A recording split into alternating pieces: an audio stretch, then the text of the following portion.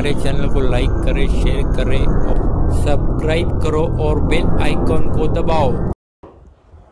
27 जुलैला रात्री घरफोडी झाली होती गुंजाळ कॉलनीमध्ये, ज्याच्यामध्ये साधारणतः 2.5 लाखाचा जो ऐवज आहे, सोनं चांदी आणि कॅश, ती चोरी गेलेली होती। तर त्या संबंधानं आम्ही गुन्हा दाखल केला आणि लवकरात 2 दिवसात तो गुन्हा उघडकीस आणला। त्याच्यामध्ये उघडकीस आणण्यामध्ये PSI Jadhav, head constable Nerkar, head constable Nilesh, Javed, Rahul हे कर्मचारी आहेत आणि माल जो आहे तो कंप्लीट 100% रिकवर केलेला आहे। आणि त्याच्याकडून अजून काही गुन्हे, बाकीच्या गुन्ह्यामध्ये त्याचा काही सहभाग आहे का, आणखीन काही तो रिकव्हरी करतो का, त्या दृष्टीने आमचा तपास सुरू आहे। आरोपी किती पकडायला सांगताय गुन्ह्यामध्ये?